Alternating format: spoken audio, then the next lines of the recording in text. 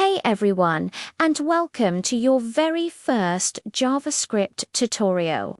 Today, we're diving into the world of coding, and don't worry, it's a lot easier than you might think. We'll start with the absolute basics, so even if you've never written a single line of code before, you're in the right place. First up, what is JavaScript? It's the programming language that makes websites interactive. Think of things like pop-up alerts, animated graphics, or dynamic content that changes without you having to reload the page. That's all JavaScript at work.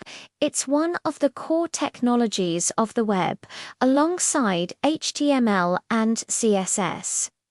Let's write our first line of code. We'll start with something called a variable. A variable is like a container where you can store information. You give it a name and a value. For example, let's create a variable called greeting and store the text "Hello World." In JavaScript, it looks like this. Let greeting equals "Hello World." See, simple enough. Now that we have our greeting stored in a variable, how do we display it? We can use a command called console log. This is a super useful tool for developers to check their work and see the output of their code. So we'll write console.log greeting. This tells the computer to find the value inside our greeting variable and show it in the developer console. Let's try another one. This time, we'll work with numbers.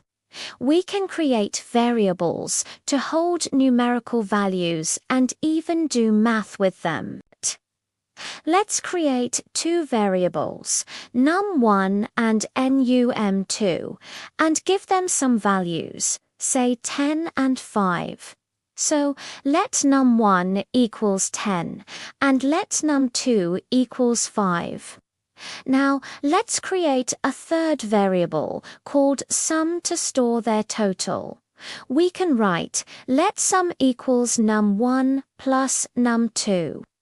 To see the result of our addition, what do?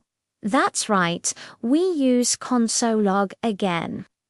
We'll write console.log sum. When we run this, the console will show the number 15. You can try this with subtraction, multiplication, and division too.